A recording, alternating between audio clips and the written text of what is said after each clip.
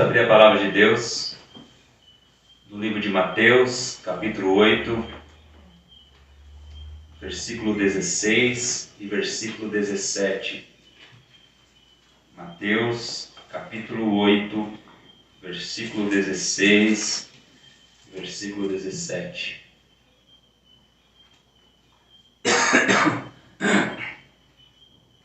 Estamos estudando a palavra do Senhor no livro de Mateus, tendo em vista que nós temos sempre falado que nós temos que estudar, ler a Bíblia, tendo em vista Cristo.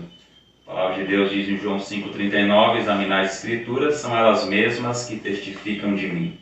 No livro de Mateus, capítulo 8, versículo 16 e versículo 17, a palavra de Deus diz assim: chegada a tarde, trouxeram-se muitos endemoniados, e ele meramente com a palavra expeliu os espíritos e curou todos os que estavam doentes, para que se cumprisse o que fora dito por intermédio do profeta Isaías: ele mesmo tomou as nossas enfermidades e carregou as nossas doenças. Como temos visto, Jesus terminou o seu sermão, e o tema da mensagem de hoje é olhando para a cruz. E nós lemos em seguida, no capítulo 8, versículo 1, que ele desceu do monte e grandes multidões o seguiam. Esse mesmo relato aqui, que nós vamos falar nessa noite, encontra-se lá em Marcos 1, versículo 32 ao 34, e Lucas 4, versículo 40 e versículo 41. Nós vamos lembrar algumas coisas, vamos procurar organizar novamente o livro de Mateus, conforme seu esboço. Nós sabemos que Mateus está proclamando que Jesus é o Rei, que Jesus é o Messias. Já vimos anteriormente que Mateus fala que Jesus é o filho de Davi, ele é o filho de Abraão. E ele começa falando do capítulo 1 até o capítulo 4, versículo 11, sobre o começo do ministério de Jesus, sobre o começo da vida de Jesus, ou seja, a gênese da vida de Jesus. Vimos o capítulo 4, versículo 12 ao 25, que trata do ensino de Jesus na Galiléia dos Gentios. Do capítulo 5 até o 7, vimos o grande sermão do monte, o primeiro grande discurso do Senhor, onde fala da lei do governo de Cristo. E agora, ele começa a tratar do poder do governo de Cristo em resgatar, que é do capítulo 8 e capítulo 9. Mas é importante nós destacarmos que a ordem dos milagres e dos incidentes diferem daquelas que nós encontramos no livro de Marcos e aquela que nós encontramos no livro de Lucas. Provavelmente os estudiosos falam que Mateus ele organiza por tópico e não em ordem cronológica, como nós temos visto aqui no livro de Mateus capítulo 8. Então Mateus aqui vai apresentar o poder do rei, os capítulos 8 e 9, ele vai registrar 10 milagres, ele vai mostrar o propósito do Senhor nesses milagres, que é a compaixão pelo homem, cumprimento das profecias e a demonstração da verdade salvadora. É importante destacar que Jesus vai demonstrar o seu poder aqui, príncipe que nós estamos falando no versículo 1 até o 17, o seu poder sobre as doenças. Também nós vamos ver sobre o poder sobre a natureza, sobre o sobrenatural, sobre o pecado e sobre a morte. E o nosso objetivo nessa noite é nós falarmos sobre muitas outras curas e a profecia de Isaías, que nós vemos aqui. E continuarmos olhando com os olhos de Mateus para Cristo. Primeiro ponto, o poder de Jesus. Veja comigo o versículo 16. Versículo 16, alguém quer ler?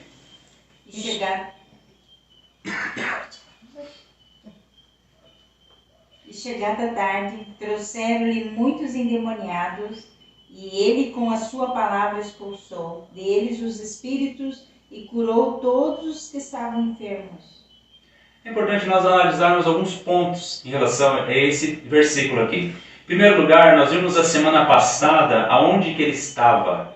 No versículo 14 nós lemos: tendo Jesus chegado à casa de Pedro. Aqui é uma continuação, veja, e chegada à tarde.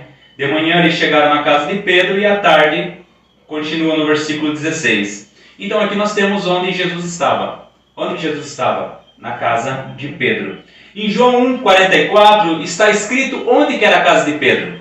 Está lá escrito, ora, Filipe era de Betsaida, cidade de André e de Pedro. Vimos na semana passada que Pedro era de Betsaida. E Betsaida no hebraico significa casa de pesca, que é um povoado pesqueiro ao nordeste no mar da Galileia, situado a alguns quilômetros de Cafarnaum.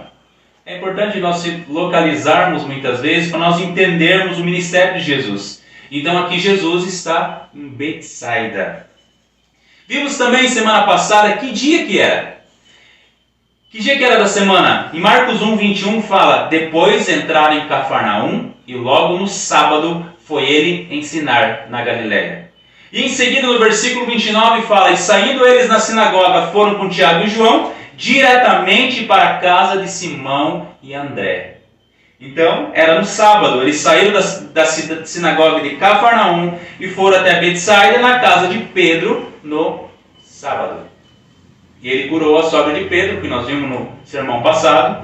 E ao final é dito assim, à tarde, ao cair do sol, trouxeram-lhe Jesus todos os enfermos e endemoniados, e toda a cidade estava reunida à porta.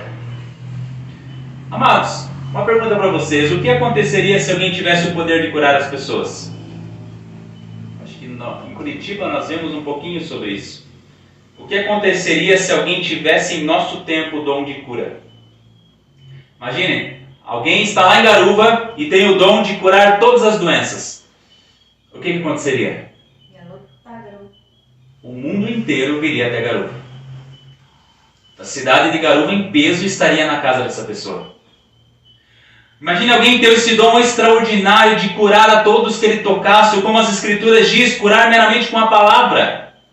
Cidades inteiras, o país inteiro seguiria ele em busca desse milagre. Imagine na pandemia, pessoas viriam de todos os cantos do mundo para trazer os seus doentes. E esse é o relato que nós temos aqui em Marcos 1, que toda a cidade estava reunida à porta. Itapuá tem 33 mil habitantes, 35 mil habitantes. Imagina só, todos os habitantes da cidade reunidos na porta de alguém.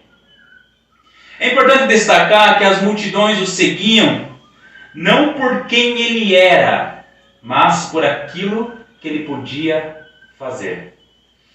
Terceiro ponto, que é importante, é o sábado. Chegada a tarde, trouxeram-lhe. Era o dia de descanso. Jesus já havia curado nesse dia, como nós vimos anteriormente.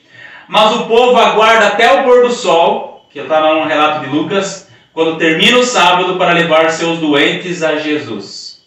Todos que guardam o sábado é entendido por que eles aguardaram até o pôr do sol. Lucas 4,40 fala, ao pôr do sol, todos os que tinham enfermos de diferentes moléstias lhe traziam e eles eram curados. É importante destacar que o povo tinha muito cuidado em não quebrar esse mandamento. Mesmo que não fosse por amor ou por zelo, mas sim por legalismo, obrigação mesmo. Eles não podiam fazer, então eles não faziam. E aqui eu vejo um grande problema desse povo. Eles cumpriam a lei da mesma forma que os fariseus faziam. Por medo, por legalismo e por obrigação. E nós vemos a continuidade do versículo 16 que fala assim, chegada a tarde, trouxeram-lhe muitos endemoniados. Você sabe o que é um endemoniado? Hoje nós temos muitas pessoas influenciadas pela cosmovisão naturalista ou do liberalismo, que somente admite a realidade do que pode ser visto, tocado ou ouvido, e negam que demônios existam. Eles sustentam que anjos e demônios são mitos, simplesmente mitos inventados, pessoas inventaram em tempos antigos, que era uma cosmovisão obsoleta, ensinada na Bíblia, em outras culturas antigas, de pessoas que não tinham muita noção do que estavam fazendo. Mas nós cremos naquilo que está escrito na Palavra de Deus. Nós cremos naquilo que está registrado e cremos que é a verdade. E nós devemos levar a sério a sua descrição do intenso envolvimento demoníaco na sociedade humana. Amados, nós temos um grande problema em relação a isso também. Que é a falta de entendimento sobre isso, tendo em vista as Escrituras. Muitos que se dizem cristãos têm medo de Satanás e seus demônios.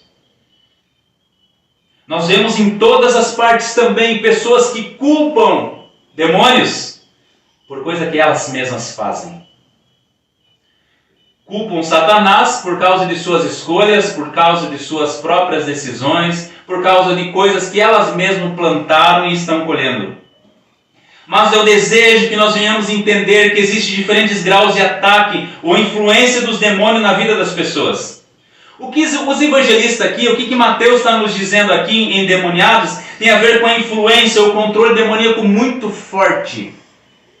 Aquele que ninguém consegue segurar. É importante lembrar que Satanás e seus demônios lutam e se opõem ou tentam destruir toda a obra de Deus. Para isso ele levanta pessoas, usa pessoas para esse fim. Veja, Satanás seduziu Eva. Para quê? Para pecar contra Deus. Para se levantar contra Jesus e contra a sua obra.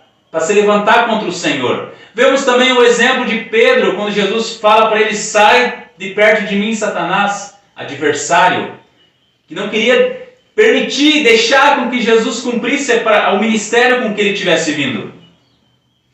O objetivo principal de Satanás, o que é? É enganar. É, com suas mentiras, provocar nas pessoas o abandono de Deus e as destruir. As matar, roubar e as destruir. A Bíblia nos diz que a parte de Deus, todo ser humano é escravo de Satanás. Em Colossenses 1,13 fala assim: ele nos libertou do império das trevas e nos transportou para o reino do Filho do seu amor. Perceba, primeiro, se ele nos libertou do império das trevas, anteriormente nós fazíamos parte do império das trevas. Mas agora ele nos transportou para o reino do Filho do seu amor.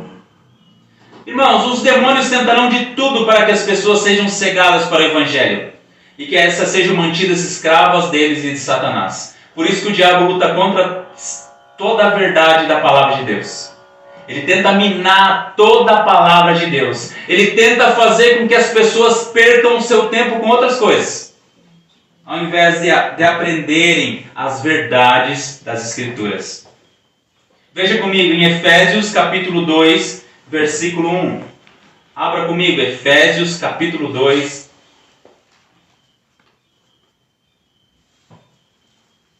Versículo 1 até o 3.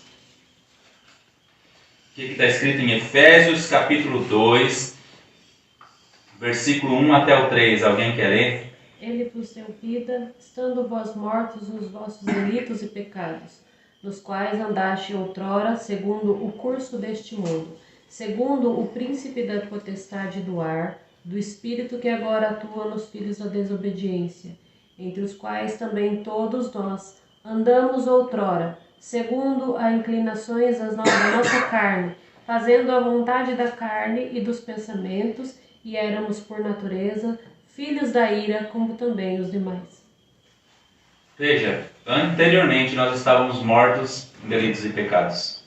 Nós andávamos segundo o curso desse mundo, segundo o príncipe da potestade do ar, do espírito que agora atua nos filhos da desobediência.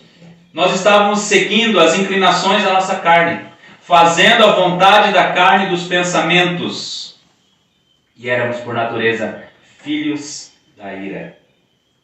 E aqui nós lemos o versículo 16. Trouxeram-lhe muitos endemoniados, e ele meramente com a palavra expeliu os espíritos. Mateus 8,16. Está escrito isso, não está? Tá, e agora? Mas e o ritual para expulsar os demônios? Não tem um ritual?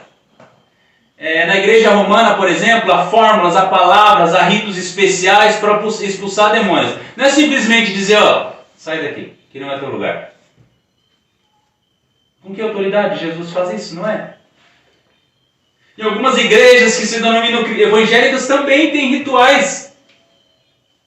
Mas Jesus deixa claro que o único veículo utilizado para expulsar demônios é o seu nome. O nome que está sobre todo nome. Em Marcos 16:17 fala: esses sinais hão de acompanhar aqueles que creem. Em meu nome expelirão demônios.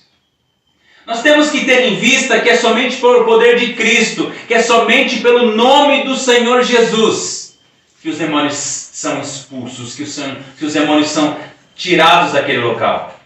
Não existe em todo o Novo Testamento nenhuma recomendação sobre preces, sortilégios e conjugações. Somente somos incentivados a confiar em Jesus e no poder do seu nome. Em Lucas 10:17 está escrito assim: então regressaram os 70 possuídos de alegria, dizendo: Senhor, os próprios demônios se submetem pelo teu nome. O nome de Jesus, invocado com fé viva, derrota todo o reinado do mal. Em quinto lugar, eles trouxeram-lhe os doentes. E o que Jesus fez? O que o versículo nos diz? E curou alguns que estavam doentes.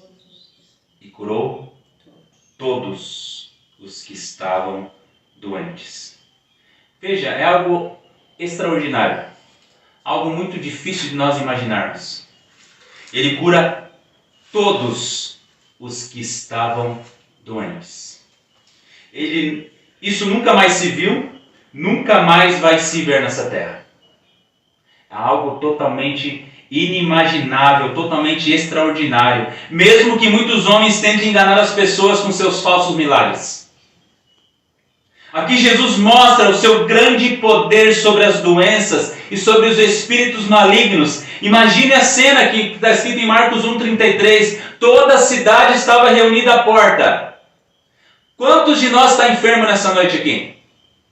Todos de nós temos uma dorzinha de cabeça, uma dorzinha de garganta, uma gripe, um mal-estar, uma dor no corpo, dor no pé, dor no joelho, dor na coluna. É muito fácil ser, entre aspas, profeta hoje, né? Alguém aqui nessa noite está com dor na coluna? Lógico. Até os mais novos hoje têm dor na coluna. Não é? Agora imagina, toda a cidade estava reunida à porta. Toda a cidade tinha alguma coisa para pedir. Alguma coisa para ser curada. Alguma dor que estava sentindo. E todos os cativos eram libertos. E todos os doentes eram curados. Veja, o poder de Jesus é ilimitado. Não há como imaginar, não há como descrever. Não há como escrever todos os milagres que Jesus fez somente nesse versículo aqui, ó. Imagine escrever todos os milagres que Jesus fez nesse dia. Ia faltar espaço, ia faltar livro para escrever. Mas como está escrito em Mateus 4:24, e a sua fama correu por toda a Síria, trouxeram-lhe então todos os doentes, acometidos de várias enfermidades e tormentos, endemoniados, lunáticos e paralíticos, e ele os curou. Veja o relato das Escrituras. Jesus os curou. Curou todos. Mas eu quero que nós entendamos uma coisa. Mais para frente nós vamos falar mais sobre isso, mas eu quero resumidamente falar alguns detalhes para você. Algo que é muito importante nós entendermos. Nem todos os tempos bíblicos foram tempos de milagres, de prodígios e de sinais. Leia as Escrituras e você vai verificar em muitos tempos que não acontece nada. Nenhum milagre. Nada, tudo vai acontecendo conforme deve acontecer. Não tem de nada extraordinário acontecendo. Se lermos atentamente, vamos verificar que por muito tempo milagres e prodígios não aconteceram nas Escrituras. Por quê? Porque Deus governa o mundo através do seu decreto e através da sua providência. Tudo que não acontece na nossa vida, para nós é um milagre de Deus. O ar que nós respiramos, as coisas que nós fazemos, a vida que nós levamos, a medicina que muitas vezes nos ajuda, o remédio que tira a nossa dor de cabeça, tudo por meio da providência de Deus, mas nada extraordinário. Mas os estudiosos, eles destacam 4 momentos, 4 épocas, 4 períodos de relatos de milagres extraordinários. Eu quero que você imagine milagres que não se vê, onde Deus usa milagres, sinais e prodígios na história bíblica. Acompanhe comigo. O primeiro deles, tempo de Moisés. A Bíblia fala que Moisés andava ou falava com Deus face a face. E ninguém mais fez isso. Deus trouxe grande libertação do seu povo. Aqui temos sinais, prodígios, pragas, milagres, e no deserto era todo dia milagre. Que nem eu ouvi um pastor agora há pouco falando sobre o milagre na vida de Moisés. Todo dia a mãe gritava para o filho: filho, o café da manhã está caindo dos céus. É extraordinário, não é? O pão caía do céu todos os dias. A carne caía do céu todos os dias. Vejam, milagre todos os dias. Extraordinário. Ou seja, foi um momento do poder de Deus de forma extraordinária. Segundo, a época dos profetas de Deus. Deus atesta o ministério deles com milagres extraordinários. Quer ver? Elias, Eliseu e o próprio Isaías. Leia a história desses homens e você vai ver o quanto de milagres que Deus fez naquela época para atestar o ministério deles.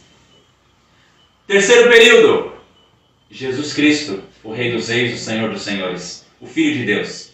O reino de Cristo, grandes milagres, prodígios, sinais extraordinários, como nunca na história se viu. Mortos se levantando dos seus túmulos. É extraordinário. Totalmente diferente do que nós vemos por aí. Para atestar Cristo como Filho, o Messias, o Rei Todo-Poderoso de Israel. Em quarto lugar, os apóstolos, que são os profetas do Novo Testamento. Por um tempo serviu para atestar o ministério deles. E depois, no ano 61, cerca de 61 depois de Cristo, não se vê mais milagres. E a própria Escritura nos fala que Timóteo estava com dor no estômago forte e não foi curado. Outros estavam com dores, com doenças e não foram curados. Por quê? Porque o milagre passou. Irmãos, vocês perceberam? Os milagres, sinais, prodígios têm um objetivo, um grande objetivo.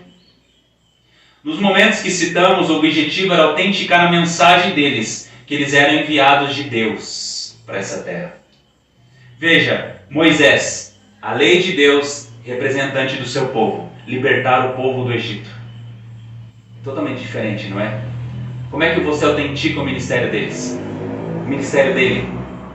Um homem que tinha dificuldade de falar, como que Deus autenticou o ministério dele?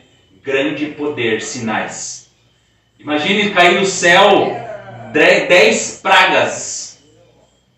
É algo totalmente extraordinário.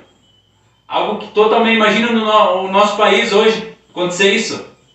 Se o povo de Deus não puder fazer culto lá em Brasília, vai cair as pragas do céu. E cai mesmo. Não é nada simulado, é algo que acontece mesmo. Depois, o segundo, os profetas, era instaurar a religião em Israel, que era superior às outras. Lembra lá de Baal, os discípulos de Baal? Deus autenticou a religião de Elias como verdadeira. Depois Jesus, o reino de Cristo e sua lei. O grande poder de Jesus, a grande autoridade de Jesus sobre todas as coisas. Em quarto lugar, os apóstolos, a instituição da Igreja de Cristo. Os pilares da Igreja de Cristo. A doutrina dos apóstolos, a doutrina das Sagradas Escrituras. Depois que a Igreja do Senhor está instituída e ela começa a crescer, não precisa mais. Precisa? Alguém ser diferente, totalmente diferente, ir lá e encostar e a pessoa ser curada? O nosso Deus, o nosso Senhor Jesus continua curando hoje?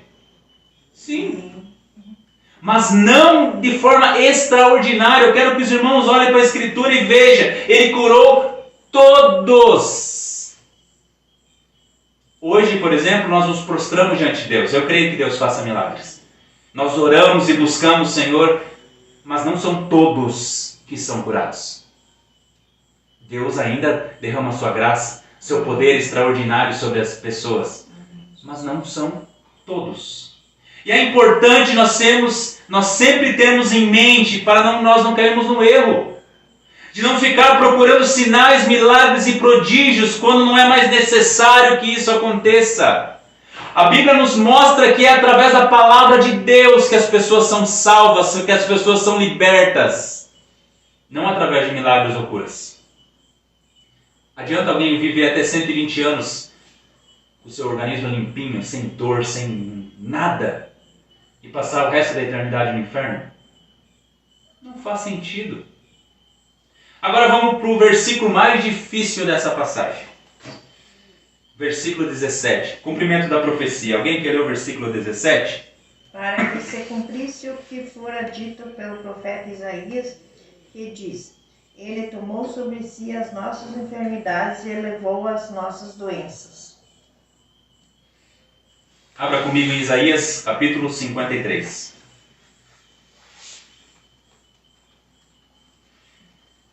Isaías, capítulo 53. Isaías 53, versículo 4, diz assim: Certamente Ele tomou sobre si as nossas enfermidades, e as nossas dores levou sobre si, e nós o reputávamos por aflito, ferido de Deus e oprimido. Mas vamos olhar para o capítulo 53. Sobre o que Isaías estamos falando? Veja o versículo 5. Mas ele foi transpassado pelas nossas transgressões, moído pelas nossas iniquidades. O castigo que nos traz a paz estava sobre ele, e pelas suas pisaduras fomos sarados. Veja, Isaías está nos falando sobre o quê? Sobre a morte de Cristo na cruz. Ele está falando sobre o sofrimento vicário, substitutivo do Senhor. Então, nesse texto, nos leva até a morte de Jesus na cruz. Certo? Mas o que esse versículo está fazendo aqui? O que Mateus quer nos dizer em Mateus 8,17? Nós vemos aqui aparentemente que Mateus está nos dizendo que o ministério de cura de Jesus e não a sua morte expiatória é o modo pelo qual ele tomou sobre si as nossas enfermidades e sobre si levou as nossas doenças. Não é isso que está aparecendo aqui? É uma forma que algumas pessoas utilizam esse versículo. Elas isolam esse versículo e dizem, Jesus, o foco de Jesus é curar as pessoas. O cristão não pode ficar doente. Veja o versículo, não é? O ministério de Jesus não é curar as pessoas. Mas esse é o caso de Mateus? Difícil, né? Mas esse não é o caso de Mateus. Alguns estudiosos sugeriram que Mateus cita Isaías aqui de forma errada, fora do contexto. Mas vamos tentar entender o que o discípulo de Jesus está nos mostrando. Eu falo para os irmãos que é um texto muito difícil, bastante complicado de nós entendermos. Porque se nós entendermos de maneira errada, nós vamos distorcermos o que a palavra de Deus nos diz. Primeiro ponto, nós temos que lembrar que os olhos de Mateus não estão sobre aquelas pessoas que estão sendo curadas. Lembra que nós falamos algumas vezes já? Não estão sobre as curas e milagres. Nós temos que sempre lembrar que Mateus está nos mostrando o governo de Cristo sobre as enfermidades, sobre as vidas. Cristo é o Salvador, Cristo é o Senhor de toda a terra. E Mateus nos diz para nós olharmos para Cristo. Vamos olhar para Cristo. Em primeiro lugar, as doenças. Tanto as Sagradas Escrituras como a tradição judaica compreende que toda doença é causada direta ou indiretamente pelo pecado. As Escrituras nos mostram que toda doença é causada direta ou indiretamente por causa do pecado. A enfermidade reflete o fato de que todos nós vivemos nesse lado da queda sobre a maldição. Todos nós vamos morrer. Todos nós vamos morrer. Enquanto estivermos aqui, nós seremos afligidos por todo tipo de enfermidade, por todo tipo de doença. A ciência fala que nós já nascemos morrendo. Por isso que nós temos rugas. Porque as células cada dia mais vai degenerando e vai morrendo. Nós aos poucos nós vamos morrendo. 3. O pecado. Toda doença é resultado da pecaminosidade no qual nos encontramos. Vivemos em um mundo mergulhado no pecado e que por causa do pecado está amaldiçoado, punido com doenças e morte. Lembra quando Adão e Eva pecaram? Entrou a morte no mundo. Como vimos, as doenças são resultados da queda. Com a morte entrou o quê? As doenças, a enfermidade, a dor, o sofrimento, a violência. Nós falamos inclusive terça-feira sobre Caim e Abel. Entrou a maldade no mundo. Logo, as doenças são resultados do pecado sempre, sendo eles diretos ou indiretos. Quarto lugar, olhando para a cruz. Tendo em vista tudo isso que nós falamos agora, nós podemos começar a compreender o que Mateus está nos dizendo. Lembre-se, Mateus está escrevendo o seu livro depois que Jesus já subiu aos céus. Lembra? Mateus não começou a escrever seu livro enquanto Jesus estava aqui. Ele começou a escrever depois. Ele testemunhou tudo o que ocorreu, entendeu tudo o que aconteceu. Então Mateus entendeu perfeitamente que tudo que Jesus faz tem a ver com a cruz que ele tem que suportar. Ele vê que o ministério de Jesus começa, o ministério de Jesus vai se expandindo, e Jesus vai andando de cidade em cidade, indo em direção à cruz. Se nós vemos a história de Jesus, nós vemos que ele vai sempre em direção à cruz, porque ele tem um propósito perfeito em todas as coisas. O ministério de Jesus tem um objetivo: morrer na cruz e ressuscitar. E Mateus entendeu isso perfeitamente, por isso que esse versículo está aqui nesse lugar. Veja comigo, Mateus andou com Jesus. Mateus ouviu seus ensinamentos. Mateus viu seus milagres. Os cegos viram, os surdos ouviram, os mudos falaram, os aleijados andaram, os leprosos foram purificados, os cativos foram libertos e os mortos ressuscitaram. Mateus viu todas essas coisas. Mas por quê? Porque ele veio salvar o seu povo do pecado, da doença, da morte, das maldições. Mateus nos mostra desde o começo que Jesus veio para salvar o seu povo dos pecados. Lembra que a doença faz parte desse pacote do pecado? A erradicação definitiva do pecado resultará na abolição da doença, no reino consumado. Veja comigo em Apocalipse.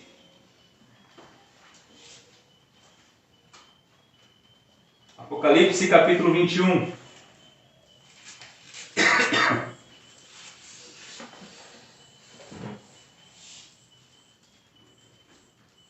Versículo 4.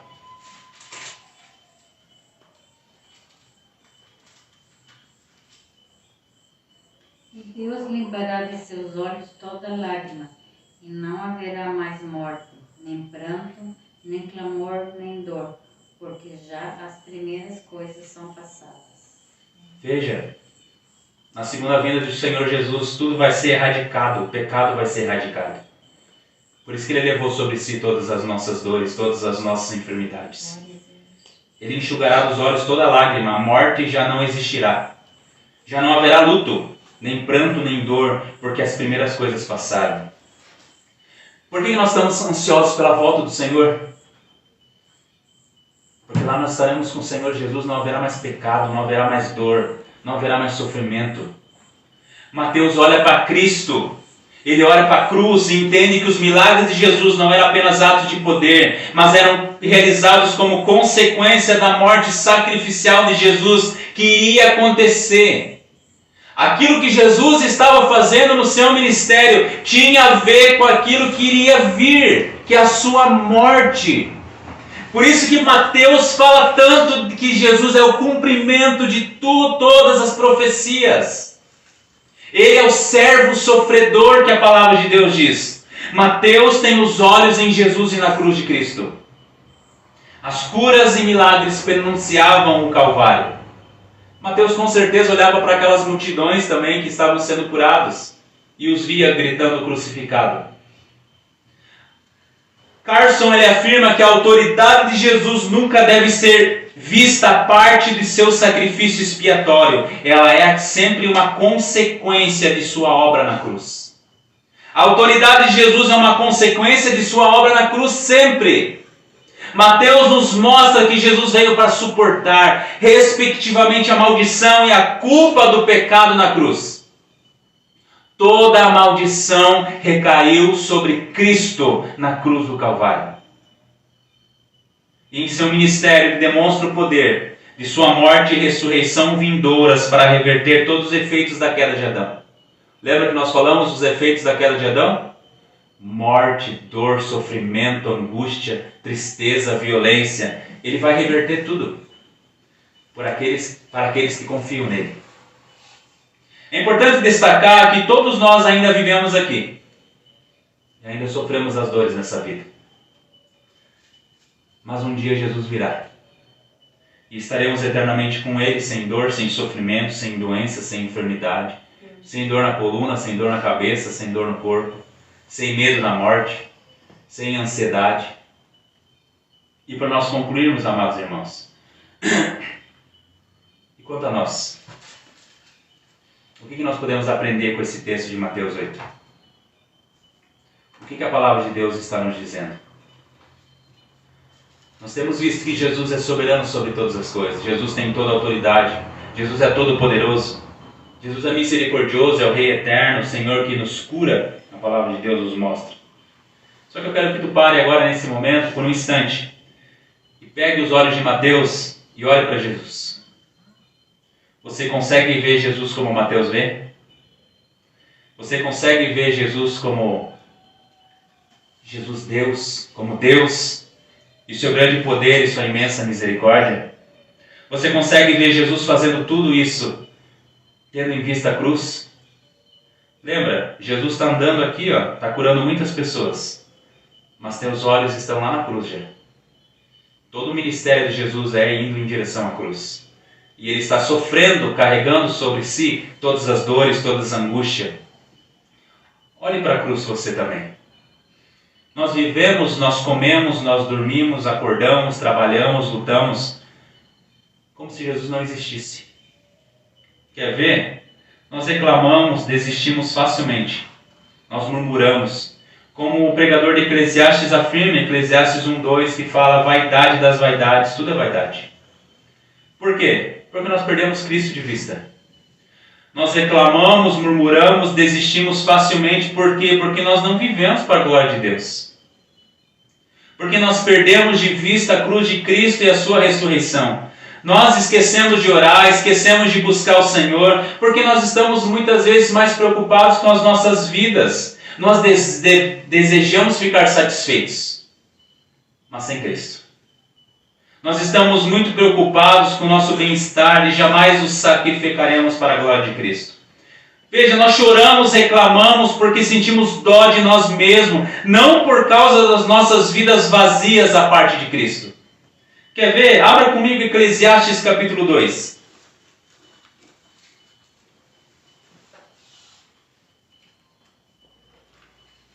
Eclesiastes capítulo 2.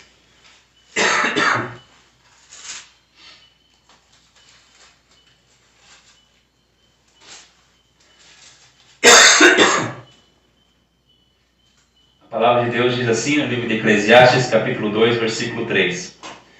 Resolvi no meu coração dar-me ao vinho, regendo-me, contudo, pela sabedoria, e entregar-me à loucura, até ver o que é melhor seria que fizesse os filhos dos homens debaixo do céu, durante os poucos dias da sua vida. Empreendi grandes obras, edifiquei para mim casas, plantei para mim vinhas, fiz jardins e pomares para mim, e nestes plantei árvores frutíferas de toda a espécie. Fiz para mim açudes para regar com eles o bosque em que reverdeciam as árvores. Comprei servos e servas e tive servos nascidos em casa. Também possuí bois e ovelhas, mais do que possuíram todos os que antes de mim viveram em Jerusalém. Amontoei também para mim prata e ouro, e tesouros de reis e de províncias. Provi-me de cantores e cantoras e das delícias dos filhos dos homens, mulheres e mulheres. Engrandeci-me e sobrepujei a todos os que viveram antes de mim em Jerusalém. Perseverou também comigo a sabedoria. Tudo quanto desejaram os meus olhos não lhe neguei. Nem privei o coração de alegria alguma, pois eu me alegrava com todas as minhas fadigas, e isso era a recompensa de todas elas. Considerei todas as obras que fizeram as minhas mãos, como também o trabalho que eu, com fadigas, havia feito, e eis que tudo era vaidade, e correr atrás do vento, e nenhum proveito havia debaixo do sol. Uma vida sem Deus, uma vida à parte de Cristo, é uma vida de vaidades, de reclamações, de murmurações, sem nenhum proveito debaixo do sol, como diz o pregador. Qual foi o último dia que você chorou por não se parecer com Jesus? Nós choramos porque ficamos frustrados com coisas que não temos. Choramos porque queremos mais desse mundo. Choramos porque queremos as riquezas desse mundo. Mas nessa noite eu desejo que você olhe para a cruz de Cristo. Venhamos nos lembrar daquilo que Jesus fez para que hoje tivéssemos vida. A vida de Jesus foi para se cumprir o que os profetas tinham dito.